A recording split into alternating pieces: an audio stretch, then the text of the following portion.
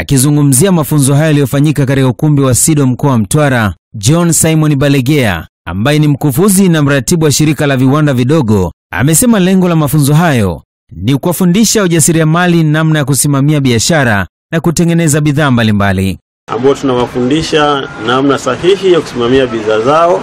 Kwa hiyo tumewafundisha umuhimu wa kutambua masoko, umuhimu wa kutunza kumbukumbu, lakini pia usalama na usafi wa chakula na udhibiti ubora wa chakula. Lakini pia tumewafundisha namna ya kutengeneza bidhaa mbalimbali, ikiwemo bidhaa za korosho kama siagi ya korosho, lakini pia maziwa ya korosho, viungo vya chai, lakini pia pilipili, mvinyo, keki. Lakini pia tukitambua kwamba SIDO inaunga mkono maendeleo ya viwanda vidogo, kwani malighafi zinazotumika hapa ni malighafi kwa 80% zinatoka ndani ya mkoa wetu wa Mtwara. Pia afisa chapa na masoko wa BDS mkoa wa Mtwara, Heri Medadus Ndunguru, amesema kutokana na matunda kuwa mengi sokoni kiasi cha kuharibika, wameleta mafunzo hayo kama suluhisho la kuyasindika ili kupata bidhaa zisizoharibika. Sasa hivi kuna uharibifu sana matunda, yani watu wanashindwa jinsi ya kuyafanya. Mfano nyanya zinafika kipindi zinaharibika. Ila kupitia mafunzo haya inakuwa ni rahisi sana kujua jinsi ya kutumia zile nyanya kutengeneza bidhaa ambayo itakaa muda mrefu. Lakini pia baada ya kumaliza mafunzo haya watapata vyeti ambavyo vitawasaidia kwenda katika kuunganisha na mamlaka zingine ambazo zinahusika na biashara.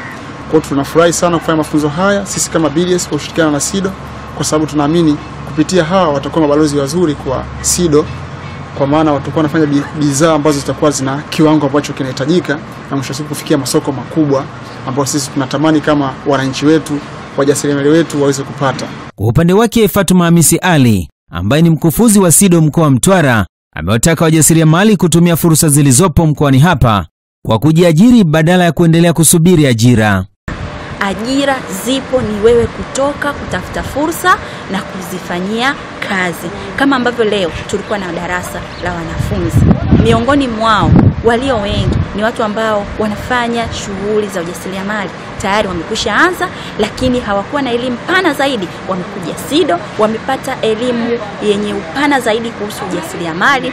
Ina maana itawasaidia kwenda kutoka hapa walipo leo na kuweza kujulikana kesho. Mtu tulikuwa tunamjua Mtwara tu, au hata Mtwara alikuwa hajulikani anafanya nini, lakini kutokana na elimu aliyopata leo katika haya mafunzo, ina maana ataboresha bidhaa yake katika packages nzuri na kuweza kuiuza zaidi na alivyokuwa akiuza mwanzo. Hiyo yote itampelekea kupata kipato.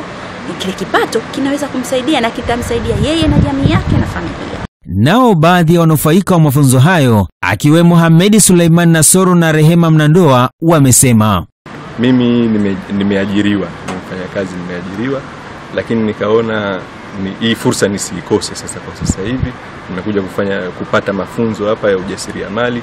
Tumepata msaada mkubwa hapa wa jinsi gani ya kutengeneza lebo, kutengeneza zile bidhaa zenyewe mpaka hatua ya mwisho kabisa bidhaa yako inaingia sokoni. Siagi ya korosho ni kitu ambacho nilikuwa sijawahi kukisikia, lakini hapa pia tunaweza paka tumepata product ya mwisho, na product nzuri sana.